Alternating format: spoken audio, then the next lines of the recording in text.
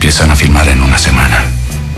Le voy a hacer una oferta que no podrá rehusar. Pero no hay más de 20,000 policías en toda la ciudad. ¿Lo comprenden? Todos esos momentos se perderán en el tiempo.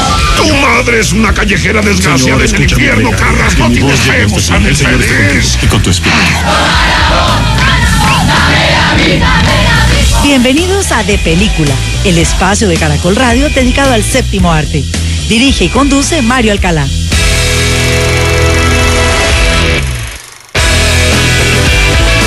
En De Película, el estreno. Sergio de Melo, el mejor conciliador del mundo. Bien, compañeros, así que reunámonos. Tu poder como funcionario es inédito.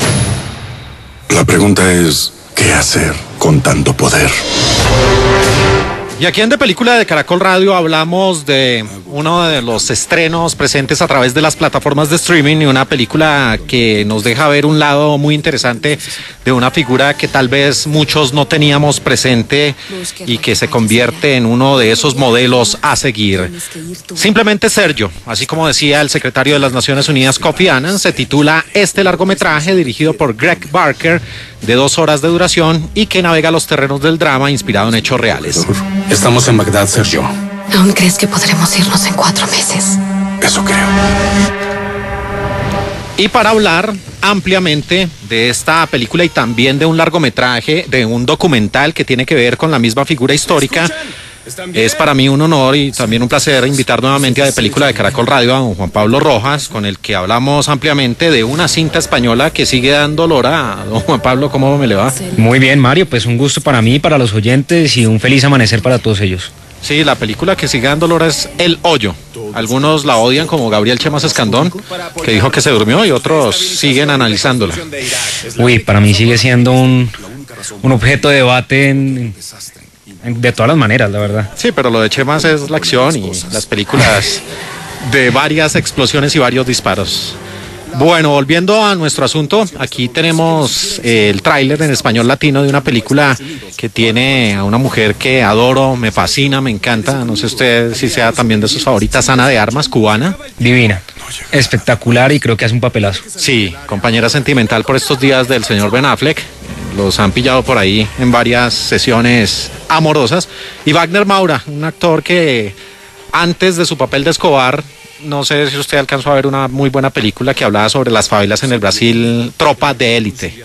Tropa de Élite. Tropa de Élite, sí. Tuvo una segunda entrega y hablaba del bope, de cómo se metían en esas favelas en Río de Janeiro y donde ya los lugareños utilizaban armas de largo alcance. Pero antes de iniciar a hablar de Sergio Viera de Melo, el gran protagonista de esta historia, escuchemos la voz de este hombre cuando invitaba a las personas a unirse a las Naciones Unidas. Hi, good afternoon. My name is Sergio Vieira de Melo. I'm Brazilian and I'm presently United Nations High Commissioner for Human Rights. I joined the organization at the age of 21, believe it or not, just out of university. I was lucky to have served in East Pakistan, Cyprus, South America, Bosnia, Lebanon, Cambodia, Kosovo, and from there, East Timor. Juan Pablo, ahí este hombre básicamente lo que hace es una invitación a que se ingresen a las Naciones Unidas para prestar sus servicios en la resolución de conflictos, y la lista de países que nombra es increíble. Es increíble y es una bienvenida que se me hace muy bonita, además por una frase que tiene, digamos, la parafraseo es: el trabajo de ustedes en gran medida y donde van a ver los efectos reales de lo que ustedes están haciendo es afuera, es en el campo. Y primero, pues creo que lo que muestran en la película y lo que se muestra él como protagonista es de una persona que realmente estuvo todo el tiempo en campo y estuvo trabajando realmente por el bienestar de las personas. Para nuestros oyentes, Sergio Viera de Melo fue un funcionario de las Naciones Unidas, nacido un 15 de marzo de 1948 en Río de Janeiro y falleció un 19 de agosto de 2003 en Bagdad, en Irak, en esa nación post-invasión norteamericana, pero que inició sus años precisamente en Río y de ahí en adelante se fue a recorrer el mundo, Juan Pablo, porque hasta en el mayo del 68 estuvo. Estuvo en mayo del 68 y era un personaje, digamos, de una familia, digamos, de clase media alta de Río de Janeiro, con capacidad para estudiar en diferentes partes del mundo y su papá era diplomático, estuvo viajando, digamos, constantemente a lo largo de su infancia y terminó estudiando en la Sorbona, en París, y eso le dio la oportunidad de estar en un momento que en la historia del mundo y en la historia de los movimientos sociales ha sido trascendental, como fue Mayo del 68, en el cual fue activo y realmente fue una de las personas que estuvo, digamos, al frente de todo eso y que participó más activamente pues de todo lo que se dio en ese Mayo del 68 en cuanto a pensar, en cuanto a actuar, en cuanto a discrepar, a cuestionarse y todo eso. Y antes de seguir hablando del largometraje como tal, también queremos abordar aquí con Juan Pablo el documental que está presente también en las plataformas de streaming, y estos son los sonidos donde habla precisamente el personaje de la vida real. And I see Mona Rishmawen across from me, and I see her looking at me, and there's a drip of blood that is coming down her forehead. And then I came to the first floor, and my husband was in the first floor.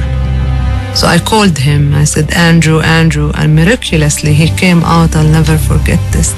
Juan Pablo, esa que habla ahí es la mujer con la que este hombre quería terminar sus días, según lo deja entrever el documental y parte del largometraje, una argentina involucrada en el campo de la economía, ¿no? Ella estuvo como asesora en los temas económicos, consultó en los temas económicos de las Naciones Unidas.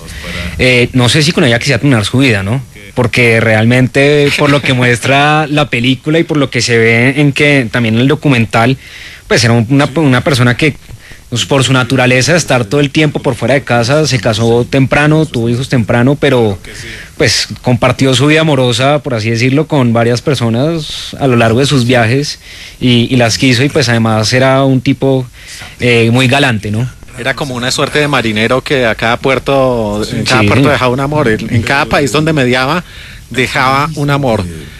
Comparando los dos escenarios y escuchando, Juan Pablo, la invitación que hacía Sergio Viera de Mello a unirse para pues enlistarse, podría decirse, en las Naciones Unidas, tanto el documental como la película en algunos segmentos pues hacen gala de cómo este hombre incluso trata de resumir esa vida tan importante en un discurso de menos de 2 minutos de duración. Pues creo que es un discurso, a ver, los discursos buenos, creo yo, son cortos, son sencillos, van al grano. Y él, ¿a qué se remite? A lo más sencillo de las Naciones Unidas. Las Naciones Unidas se crean después de la Segunda Guerra Mundial, en el 45, y con el objetivo muy claro, y abro comillas, de trabajar en pro de la paz mundial. Y él coge y más o menos lo lleva en sus palabras y lo pone en unas pequeñas frases de manera muy sintética, muy clara, y dice, mire, vamos a trabajar por esto y vamos a trabajar por el bienestar de las personas. Y realmente es la invitación que él hace.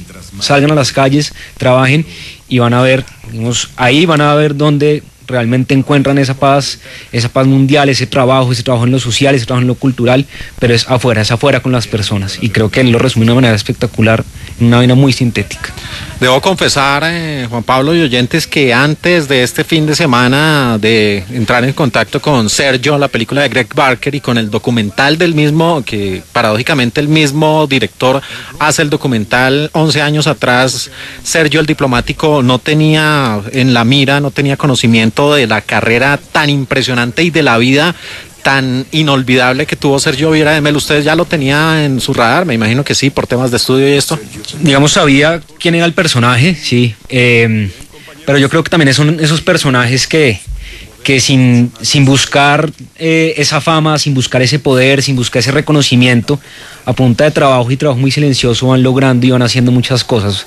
Muchas veces, y sobre todo pasa en este tipo de organizaciones no gubernamentales, son trabajos muy callados, muy discretos, pero que van logrando, y muchas personas han pasado por la ONU y por un montón de organizaciones que muchas veces uno lo recuerda por cosas muy pequeñas, y realmente el trabajo que hicieron fue muy grande, y el impacto real en las vidas de las personas, en resolución de conflictos, en hambrunas, en refugios, en lo que sea, fue muy grande. Entonces, pues fue una persona realmente impresionante, y pues tanto que lo estaban le estaban coqueteando para ser secretario general de las Naciones Unidas, y él realmente pensaría yo que su trabajo estaba más en el campo, y por lo que muestra la película y por lo que se ven los documentales y las palabras que da Kofi Annan en el momento de morirse, él realmente no estaba interesado en un cargo de poder y de oficina, sino él estaba interesado en un trabajo con la gente y en el campo. Sí, era como el periodista que no quiere estar en el escritorio, sino ser el reportero que está allá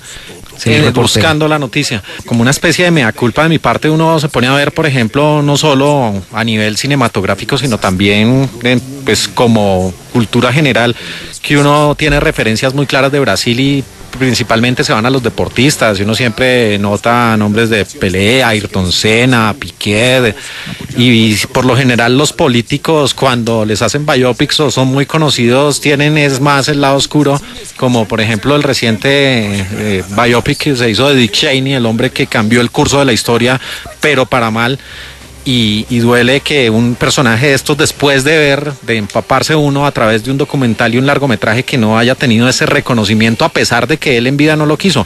Pero este es el tipo de personas que pueden marcar a otras para que sigan una carrera en pro de la humanidad.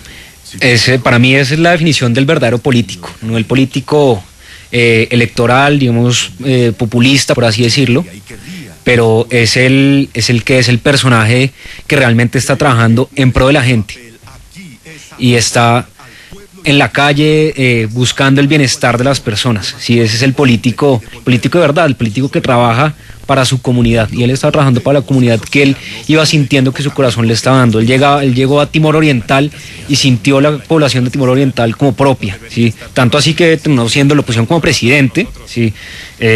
Un personaje que pues, culturalmente no tiene ninguna relación con Timor Oriental, pues una persona nacida en Río de Janeiro, termina en Timor Oriental, pues no tiene ninguna relación, pero él la sentía como propia porque se adueñó de eso y trabajó con las comunidades. Entonces era lo que usted dice, muchas veces reconoces al político, al que cambia la historia, a veces para mal, y muchas veces se queda en esas cosas y no en estos personajes que en un trabajo político verdadero están haciendo mucho más. En ese ejercicio de ver al personaje de la vida real a través de los archivos audiovisuales y también de muchas fotografías, en este genial trabajo que hizo Greg Barker como Sergio el diplomático de 2009, y ver a Wagner Maura encarnando ese papel, usted lo llena, a pesar de que es un gran actor, lo digo, ¿a usted lo llena como tal? ¿Sí ve la figura de Sergio Viera en Wagner?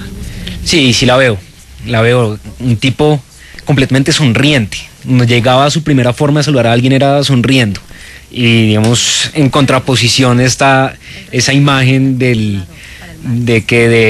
representante del gobierno gringo, siempre con su corbata muy en esa línea política, y el otro digamos, también digamos, muy formal, pero cercano a las personas realmente. Me parece, digamos, que describe muy bien al personaje. Yo creo que los dos están muy bien representados. Pues este hombre, para los que no la tienen clara respecto a los logros que hizo, además de lo que usted nombra, me parece que tanto el documental como la película, y no sé, ahí sí tendría que hacerse un trabajo más de investigación, pues se habla mucho de los conflictos en los cuales él participó tratando de mediar, pero ¿no le parece, Juan Pablo, que dejaron un poco de lado uno de los lunares de las Naciones Unidas como fue Bosnia? Sí. Pues, a ver, las Naciones Unidas ha estado, digamos, llena de lunares. Sí. Llena de lunares. Alguna vez el que era director de Le Monde Diplomatique decía que pues las Naciones Unidas era algo indispensable, pero pues que su trabajo estaba siendo disfuncional, pero que desde esa disfuncionalidad se debería trabajar en pro de, oiga, esto realmente es muy importante, se debe trabajar en eso, pero no se puede dejar por un lado o de lado, no se debe dejar de lado esas cosas, digamos, que de alguna manera han tachado la gestión de las Naciones Unidas.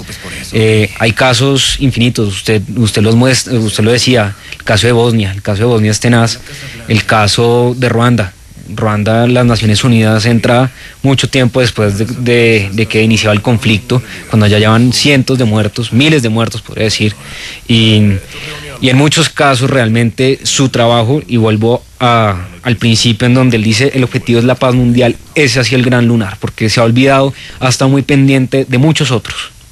de la cultura, de los refugiados, del tema social, en muchas cosas. Si, digamos, negar el trabajo de la ONU, pues creo que sería, digamos, muy corto, pero en el tema de la paz mundial sí lo ha hecho, sí ha estado muy corto y sí se ha quedado en mucha diplomacia, en los vetos que se dan al interior del Consejo de Seguridad, compuesto por los mismos 6 países, y hoy en día, sí, sin irnos muy lejos ni para atrás, pues está el conflicto en Siria, que constantemente se bloquea la intervención de las Naciones Unidas por un bloqueo y un veto que se da al interior del Consejo de Seguridad, que realmente resulta absurdo y ridículo. Y una de las cosas también, Juan Pablo, que muestra tanto el documental como la película de 2020 con Wagner Maura y con Ana de Armas, es que era una fórmula que tenía Sergio Vieira de Mello, además de su carisma, de su personalidad, de su entrega,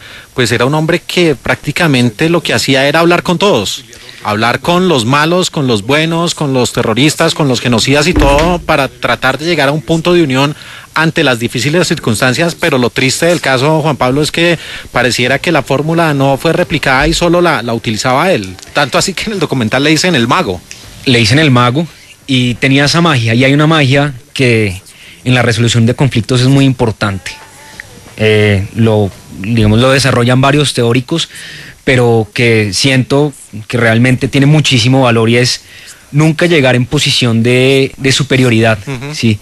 Él, cuando llegaba, y ponen el ejemplo de Timor Oriental, cuando se sienta, él dice: espérese un segundo, yo estoy acá, estoy entre comillas gobernando, pero las decisiones las vamos a tomar entre todos. Acá ustedes van a tomar las decisiones, acá las vamos a consultar. No era una estructura piramidal en donde él estaba en la punta y abajo hacían caso. Era una mesa redonda, en donde se tomaban las decisiones. Y ese también ha sido uno de los grandes problemas de las Naciones Unidas, que siempre ha llegado con un discurso, pues, por así decirlo, occidental, entre comillas capitalista, o más capitalista, liberal, y se ha dejado de lado, se ha ignorado muchas veces esas dinámicas locales que funcionan para esos territorios. Entonces él llegaba y decía: oiga, yo acá no soy superior a nada, vamos a conversar entre todos. Y logró sentarse con el presidente George Bush, y logró sentarse con los terroristas más importantes, pues no más importantes, pues sí más peligrosos, pues de los últimos años en el mundo. Y era precisamente por eso, porque él no llegaba, creo yo, con una posición de superioridad, de decir aquí vamos a hacer esto, sino de diálogo, sin tratar de imponer una posición. Acá vamos a dialogar, acá no, esto es un debate, esto no es quién va a ganar, quién tiene el mejor argumento, no, acá vamos a conversar. Y las soluciones normalmente en toda la vida empiezan conversando. Además, una de las cosas también que valora y exalta tanto el documental como la película es que el mismo Sergio Vieira de Mello era un hombre autocrítico, porque él dijo: sí, yo vengo precedido de un gran éxito como fue el proceso de reconciliación entre los pueblos y de independencia de Timor Oriental, pero esa situación era bien diferente porque era un nuevo país que no había sido, o sea, que no tenía un gobierno y que nace después de desligarse de Indonesia, pero yo llego a un país que tiene 6.000 años de historia y que además de eso pues ya ha tenido gobiernos instaurados. Entonces aquí la situación es difícil. Hasta ese punto, Juan Pablo, la película y el documental muestran que la figura de Sergio Vieira de Mello era un hombre que no vivía de laureles, sino por el contrario vivía era de retos y de hacer las cosas bien. Y yo creo que parte y se da desde el principio de su vida, digamos, como estudiante en la Sorbona, y él siempre, digamos, se caracterizó por ser una persona, digamos, rebelde, crítica con el poder, pues más crítico con el poder que un estudiante en mayo del 68, pues es muy difícil. Él fue muy crítico con el poder y no desafiante, pero sí cuestionaba muchas cosas, sí cuestionaba, y eso hace que él no se quedara en ya estoy en una posición de superioridad. No, acá cada país tiene una dinámica diferente y vamos a trabajar sobre eso, y me parece interesante. Y lo que usted dice, cada país para él suponía un reto diferente y lo sabía leer muy bien, pero precisamente porque él siempre se estaba cuestionando y estaba desafiándose él y desafiándose pues las situaciones que estaba viviendo y afrontando. ¿Usted, Juan Pablo, no sintió que el documental resulta siendo un poco menos severo con la actuación de los Estados Unidos, y la película sí toma partido aquí. Greg Barker sí toma partido principalmente con la figura de Paul Bremer, como que deja ahí muy abierta la teoría de que esto no fue de los terroristas. Sí, mucho. Ahí deja un dejo de que, oiga, esto puede haber más, sí.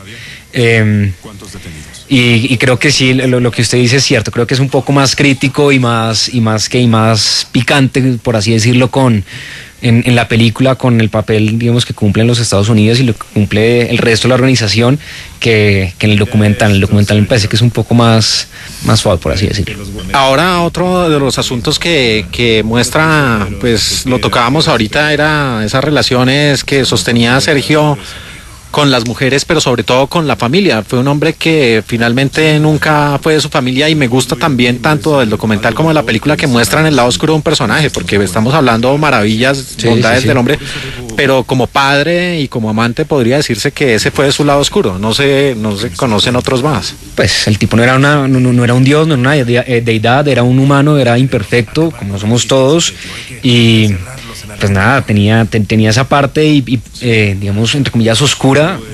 Realmente no creo que fuera oscura, sino que pues él encontraba su país, al país donde llegara, encontraba su familia donde se sintiera con una familia, y encontraba su hogar donde se sintiera siendo un hogar. Él nunca, digamos, fue melancólico con lo que era realmente su casa o lo que era su modelo de familia. Su familia realmente fue una cantidad de pueblos alrededor del mundo que estuvieron, o que él les ayudó, que estuvieron bajo la ayuda de él.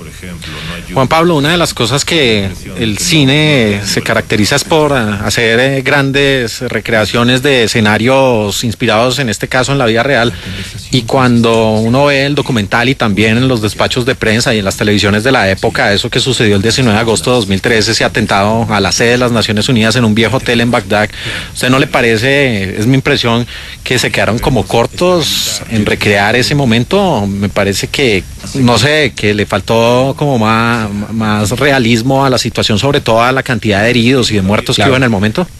Clarísimo, porque es que esto fue una cosa monumental. Presupuesto.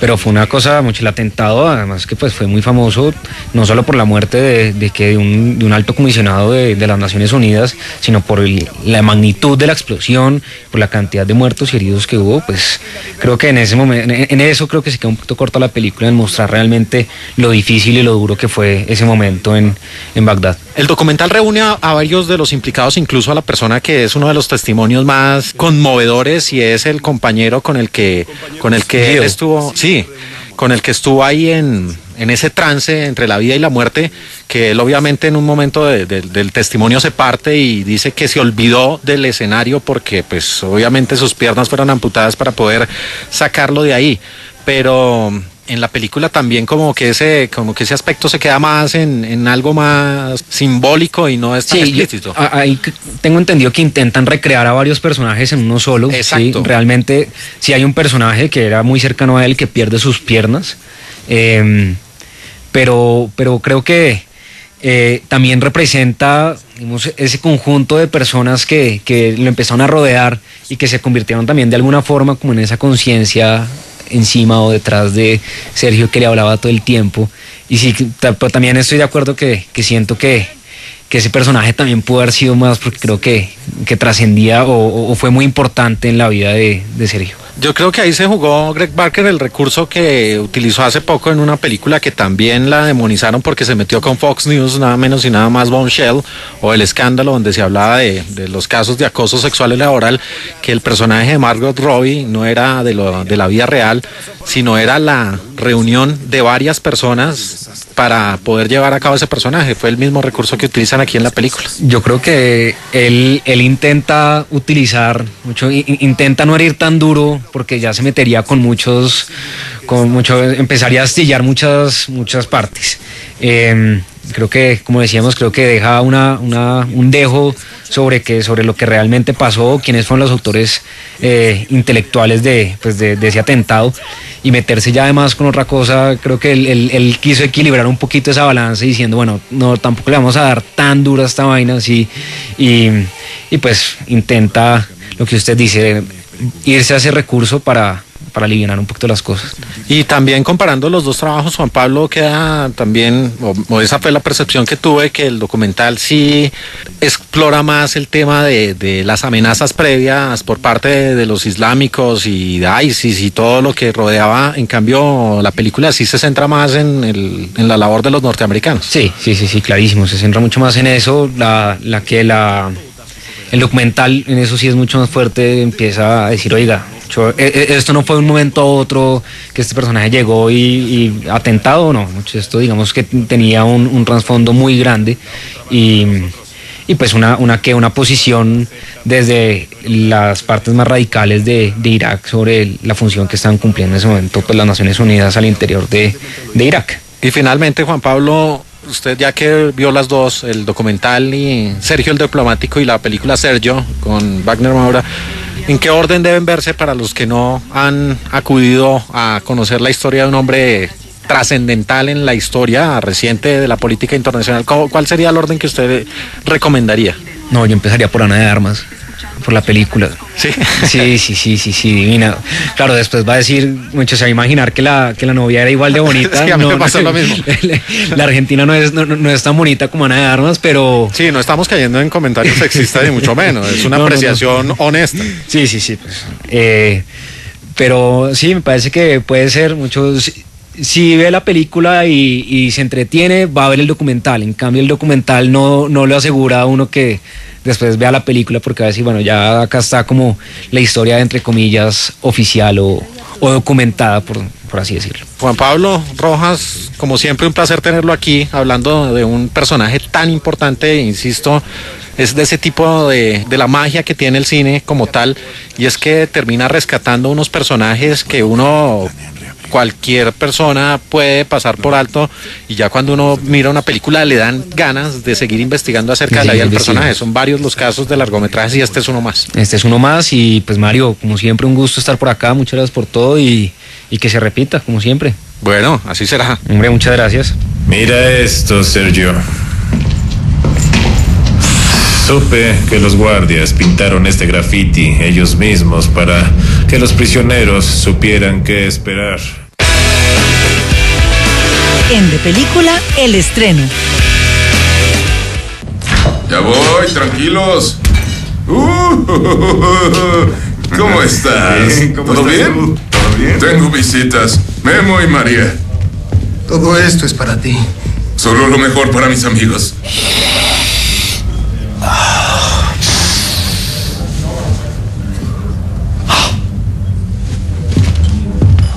Esto es calidad.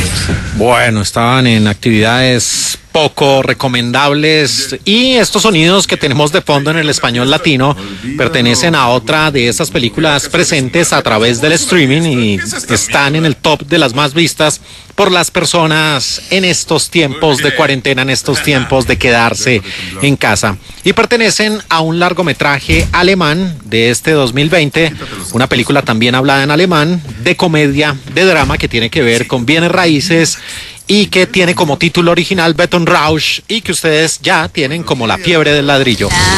¿Quién está enfermo? Te presento... Hola. A la mujer más hermosa. Hola, soy Katya. Víctor se quedará unos días, ¿está bien? Por supuesto.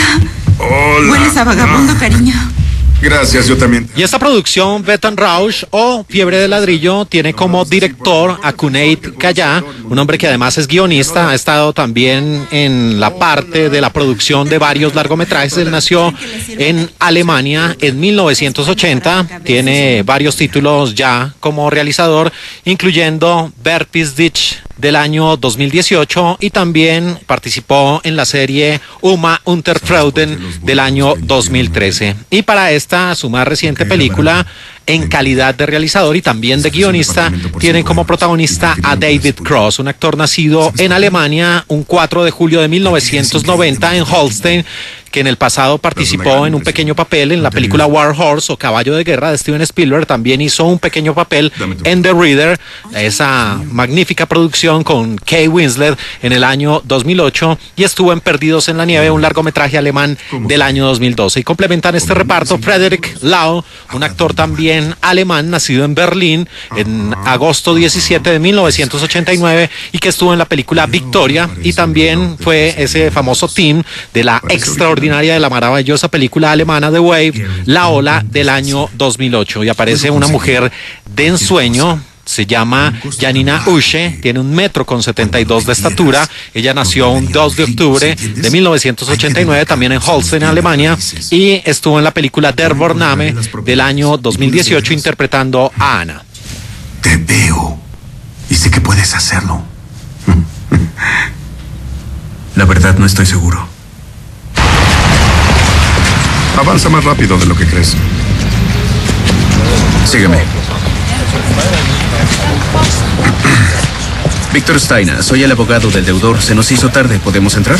Regresen a la fila. Y ya pasando a la historia, ese es el personaje central, Víctor Steiner, el rol a cargo de David Cross, un hombre que en sus años tempranos de edad tuvo una serie de inconvenientes que marcarían su edad adulta. El primero de ellos es ver cómo su madre era infiel con su padre, con el que tenía una mejor relación, y por eso este episodio lo marca para futuros años. Y además de eso, pues su padre era el hombre con el que mejor se la llevaba, le daba todo, tenían una buena posición económica, pero infortunadamente por esos avatares del destino, esta familia empieza a caer en una crisis económica, el padre empieza a sufrir una serie de problemas monetarios, y esto también va a marcar esa infancia de Víctor. Cuando este hombre ya está grande, cuando ya está tratando de hacer su vida, golpea varias puertas en el campo de la construcción, pero infortunadamente para él las cosas no salen de la mejor forma, hasta que llega un punto en que conoce a Gary, el rol a cargo de Frederick Lau, un hombre con el cual empieza a meterse en asuntos turbios que involucran el consumo de drogas, como escuchábamos ahí de fondo cuando esnifaban,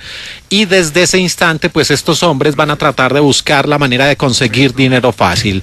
Intentan otro tipo de actividades, pero finalmente caen en algo que le da el título a la película en su traducción al castellano, Fiebre de ladrillo, porque se dan cuenta que después de haberlo intentado en otros campos, ellos empiezan a incursionar en el área inmobiliaria, empiezan a ser presentes en las subastas que se están dando en cierta parte de Alemania para adquirir bienes raíces a muy bajos precios.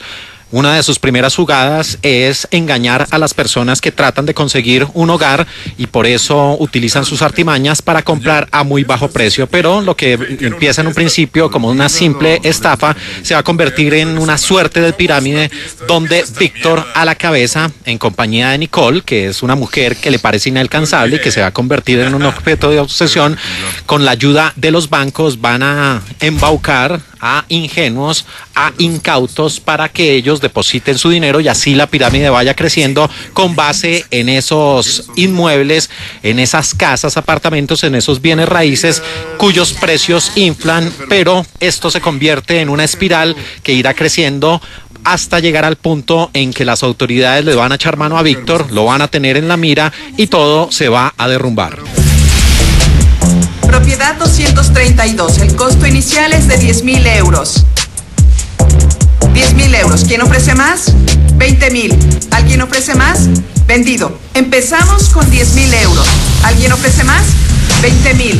¿Alguien ofrece? Y con la producción alemana Betonrausch o La Fiebre del Ladrillo tenemos una cinta que nos recuerda con un tufo ya muy marcado a producciones de la talla del Lobo de Wall Street, la cinta de Martin Scorsese, e incluso una que vimos recientemente en la cartelera, La Estafa Maestra, con Helen Mirren y Sir Ian McKellen, porque se trata del personaje central creando un escenario de estafa con propósitos varios, y aquí vemos a un lobo de Wall Street, pero de los bienes raíces, el personaje de Víctor, que también quiere alcanzar a ese objeto de obsesión, a la mujer, que no es Margot Robbie, es la actriz Janina Usche, pero de resto tiene secuencias, situaciones y acciones muy parecidas a las películas reseñadas anteriormente, así que esta producción trata un tema, podría decirse trillado, y lo traslada simplemente al campo de los bienes raíces y trata de mostrar también un proceso de redención de un hombre que quiso tomar el camino fácil, el camino de Lampa, para conseguir lo que quería: fama, dinero y una mujer hermosa.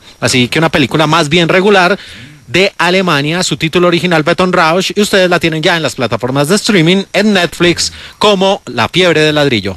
Como uno de 50 euros. Ahora dame tu mano. Ajá. Eso es. Y ahora parece un reloj de 13.000 euros. ¿Parece original? Gary, ¿qué intentas decir? Puedo conseguir cualquier cosa a un costo tan bajo que cuando lo vendieras nos volveríamos ricos, ¿entiendes? Noticias a 24 por segundo en De Película.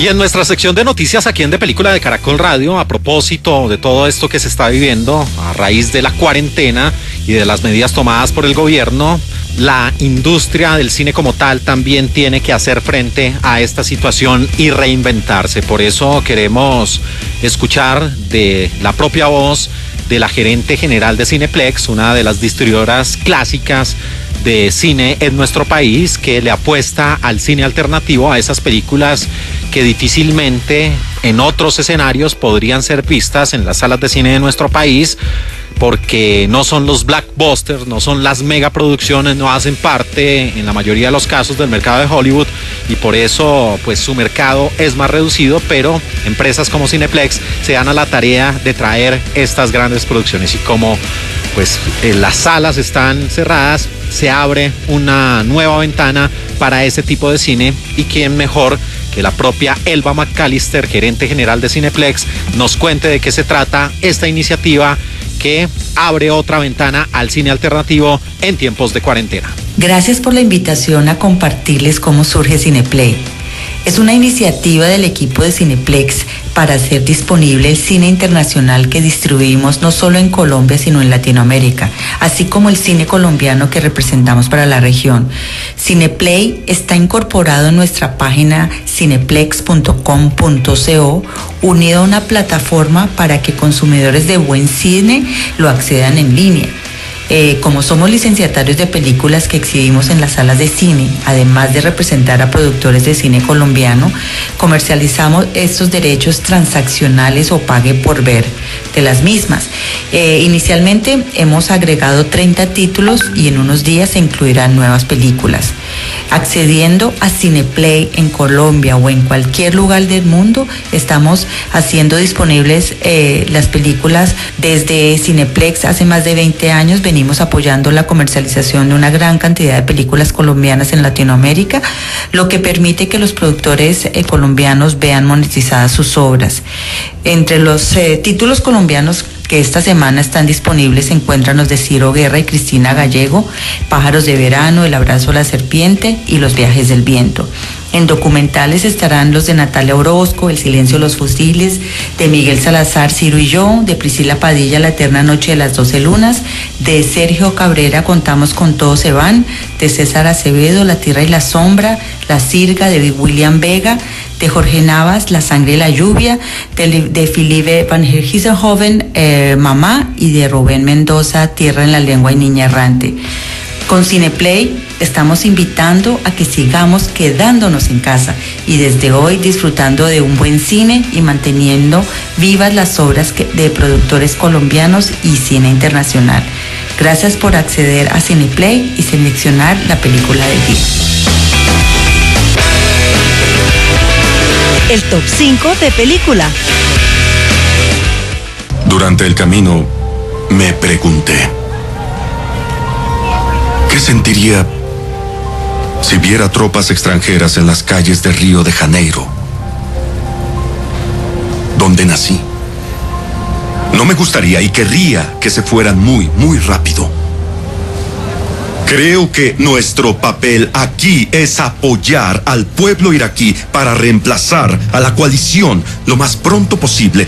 Y aquí en De Película de Caracol Radio, la sala de cine que abre más temprano en Colombia, llegamos a nuestro top 5 de la semana, un vistazo al pasado con base en el presente, y nuestro presente son estos sonidos que tenemos de fondo en el español latino de un largometraje de este 2020, una película que tiene en la dirección a Greg Barker, y como grandes protagonistas aparecen Wagner Moura y la hermosa Ana de Armas, una producción titulada Sergio, de los Estados Unidos de América, hablada en inglés, portugués, español y francés, y que es un biopic, una biografía cinematográfica sobre la vida de uno de los hombres más importantes, más relevantes, más inolvidables en la política internacional de las Naciones Unidas, Sergio Vieira de Mello, un brasileño nacido un 15 de marzo de 1948 en Río de Janeiro y que murió un 19 de agosto de 2003 en Bagdad, luego de una dolorosa muerte tras un atentado que no quedó del todo muy claro. Y este hombre, que fue alto secretario para los derechos humanos de las Naciones Unidas,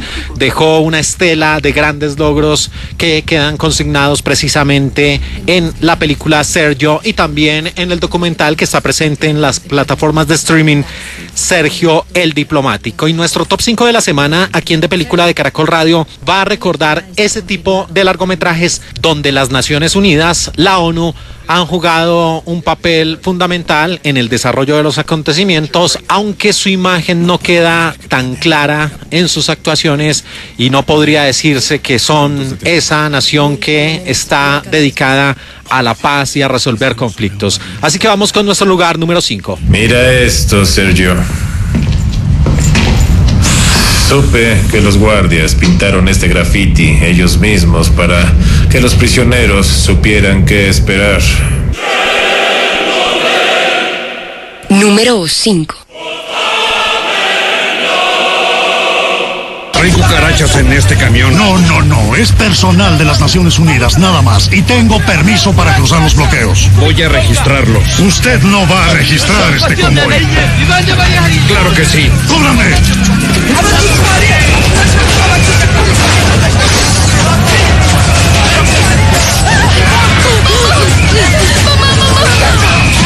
En el lugar número 5 aparece una emotiva y entrañable producción del año 2004 del Reino Unido, dirigida y con el guión de Terry George.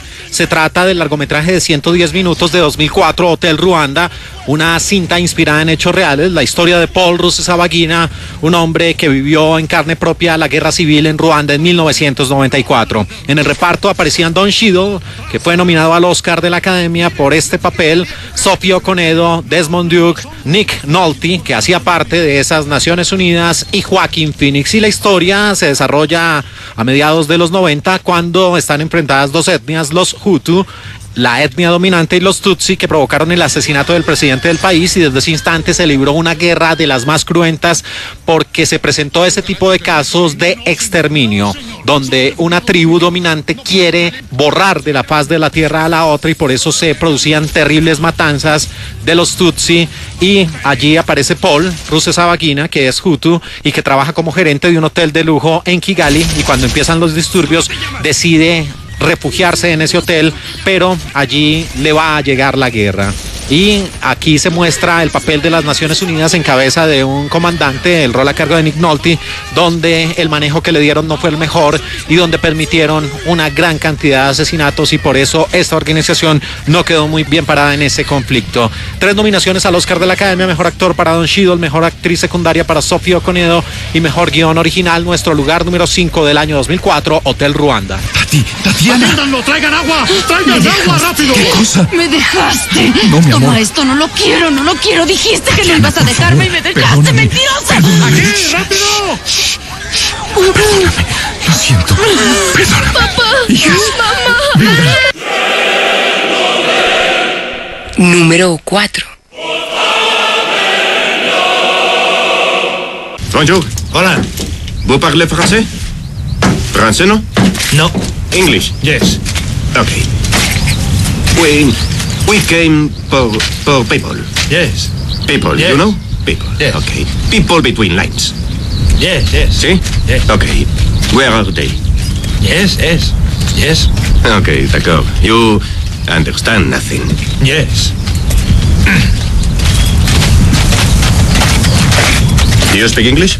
Llegamos al top 4 aquí en De Película de Caracol Radio sobre esas películas que tienen como telón de fondo a las Naciones Unidas a propósito del estreno en el streaming de Sergio, y llegamos a una producción ganadora del premio Oscar de la Academia a Mejor Película en Habla No Inglesa en el año 2001, la vibrante y emocionante No Man's Land, En Tierra de Nadie, de Bosnia-Herzegovina, dirigida, escrita y con la música de Dani Stanovic, y en el reparto aparecían Branko Juric, René Vitorajak y Filip Sogajovic.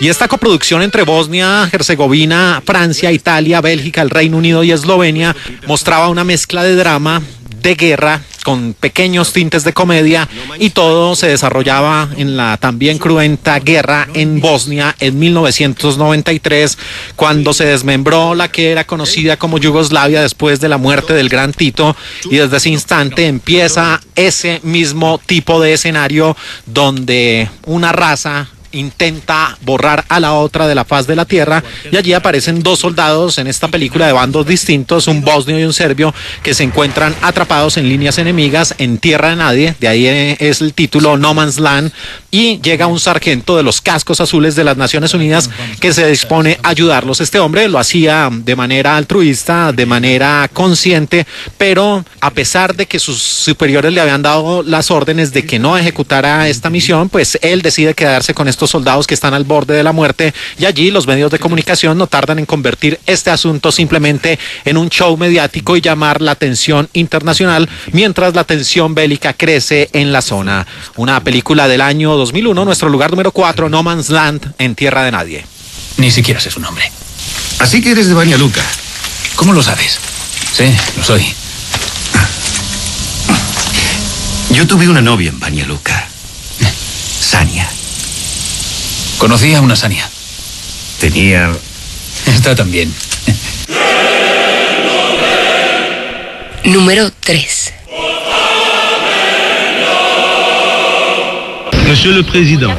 Señor presidente, damas y caballeros, la situación en Matovo se ha vuelto crítica. Con Ajin Sola oculto y Kuman en el exilio, Edmond Suwani tiene pocos obstáculos internos para su política de limpieza étnica. Y en el lugar número 3 de nuestro top 5 de la semana, aquí en De Película de Caracol Radio, que tienen como telón de fondo a la Organización de las Naciones Unidas, a la ONU, creada después de la Segunda Guerra Mundial, un 24 de octubre de 1945, a propósito de la presencia en el streaming tanto del documental Sergio el Diplomático como la película de Greg Barker, protagonizada por Wagner Maura y por Ana de Armas, inspirada en la vida. Es un biopic acerca de Sergio Vieira de Mello, uno de los hombres más importantes en esta Organización de las Naciones Unidas. Es para una película que ficciona un poco la realidad del año 2005, The Interpreter, la intérprete del Reino Unido, con el guión de Steven Salian, el mismo hombre que hizo The Irishman, y con la dirección del gran Sidney Pollack. En el reparto aparecían Nicole Kidman, Sean Penn, Catherine Keener, el mismo Sidney Pollack en uno de los papeles, y George Harris. Y Universal Pictures llevó esta mezcla de intriga, suspenso, drama y política, donde aparecía Sylvia Broom, el rol a cargo de Nicole Kidman, que se desempeña como intérprete de las Naciones Unidas, escucha de forma casual en uno de esos escenarios donde ella no debería haber estado, como amenazan de muerte a un presidente africano que, pese a estar acusado de genocidio, de cometer crímenes contra la humanidad, está a punto de pronunciar un discurso en la Asamblea General de las Naciones Unidas. Y allí aparece Tobin Keller, el rol a cargo de Sean Penn, un agente del servicio secreto encargado de protegerla hasta el día en que ella tenga que comparecer ante una suerte de corte porque le critican los ideales que la mueven. Una producción del año 2005, nuestro lugar número 3 de Interpreter, la intérprete. Donde anunciará un nuevo programa de reformas democráticas. Tal vez entonces no haya votación y su predicamento desaparecerá. Número 2.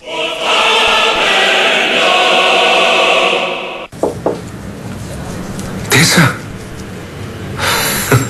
¡Wow! ¡Qué sorpresa! ¿Cómo entraste? Llévame a África contigo. ¿Qué? ¿Envuelta en un tapete? Te meto en una caja. Muy gracioso. Tendrás que entrar ahí de contrabando. No puedo declararte. Escucha, podría ponerte en una de estas cajas y estarías muy cómoda, envuelta en una pieza de... En el top número 2 aparece una producción que estuvo nominada en los premios Oscar de la Academia y consiguió la estatuilla Mejor Actriz de Reparto para su gran protagonista, la hermosa Rachel Weisz. Se trata de la producción del año 2005, The Constant Gardener, El Jardinero Fiel, 128 minutos de duración. En la dirección aparecía Fernando Meireles, el mismo hombre de Cidade de Deus o Ciudad de Dios, y en el guión Jeffrey Kane, basado en la famosa novela de John le Carré. Y esta cinta, además de Rachel Weisz, tenía como gran protagonista Ralph Fiennes, a Danny Huston y a George McSorley.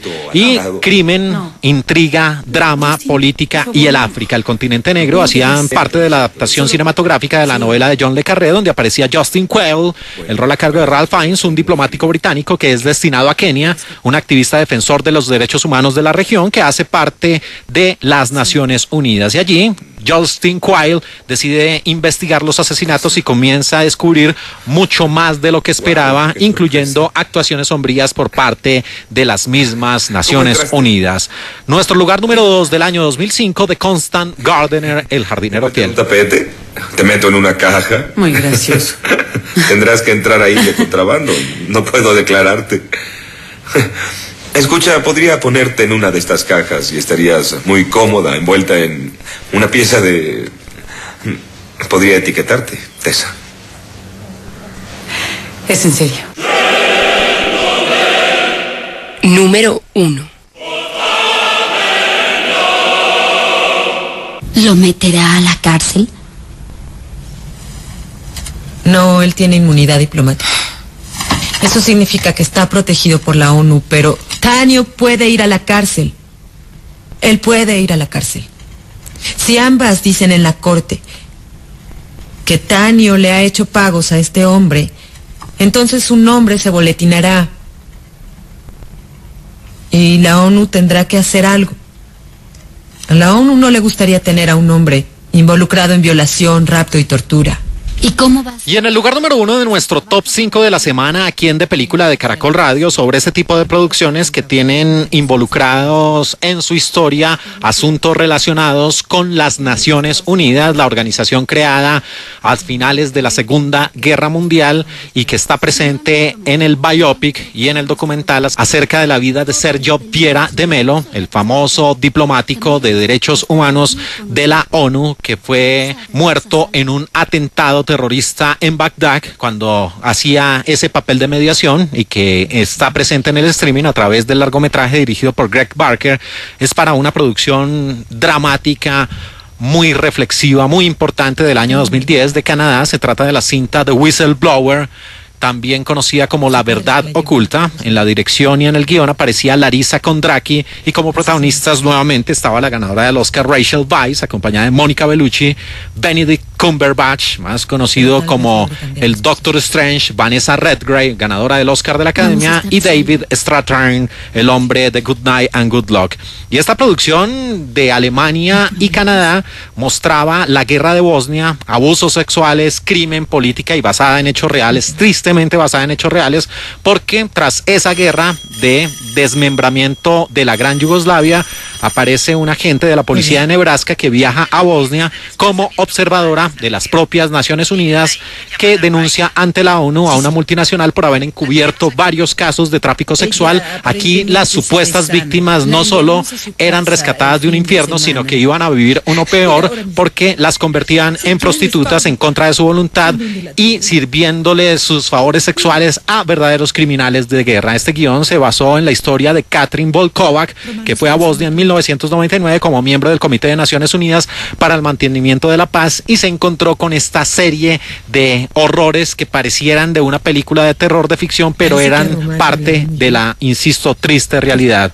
Una producción de ese tipo, así como La Ciudad de las Tormentas, así como Fair Game y así como muchas otras que hemos reseñado aquí en De Película de Caracol Radio, que no les dan en su tiempo el valor que se merecen, y todo porque son del tipo de largometrajes que meten el dedo en la llaga y que hacen una denuncia abierta abierta a organizaciones tan importantes como las Naciones Unidas. Nuestro lugar número 1 del año 2010 de Whistleblower, La Verdad Oculta. Y no es la prostitución. Las niñas fueron vendidas. El problema es que investigas. ¿Qué cargos imputas? Todo nuestro personal goza de inmunidad. No pueden ser procesados. Pero es un buen trabajo, Volkovac. Tal vez podrías invitar a un servidor. ¿No crees que te lo ganaste?